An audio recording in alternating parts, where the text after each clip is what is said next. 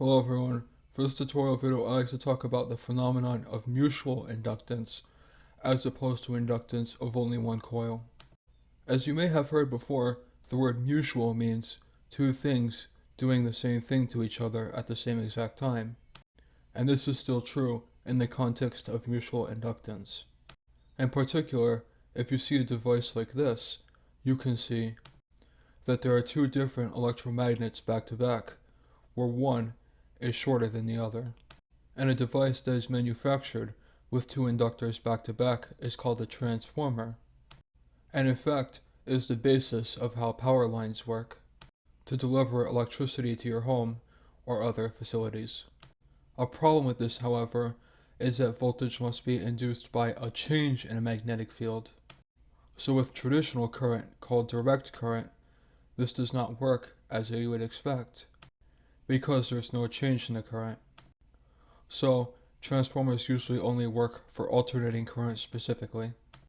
But I would like to explain how transformers work in this video, even before I introduce alternating current, because it is important to notice that one magnet, the one with a longer amount of coils, will have a greater induced voltage than the shorter magnet.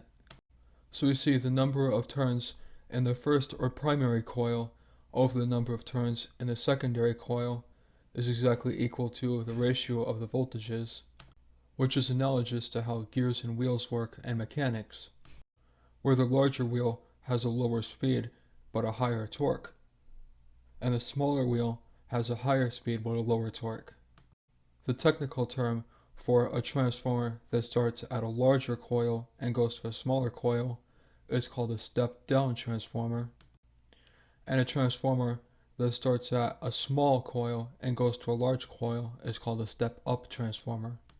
And generally, the transformers you see on power lines are step-down specifically, although there are step-ups in appropriate places because of the fact the voltage diminishes as it travels along the wire, owing to how long the wire is on a power line.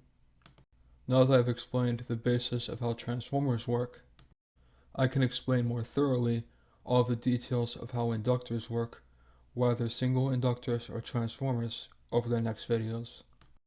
Don't forget to subscribe if you found this video informative, and make sure to see other tutorial videos, and follow me on either Facebook or Twitter for more content.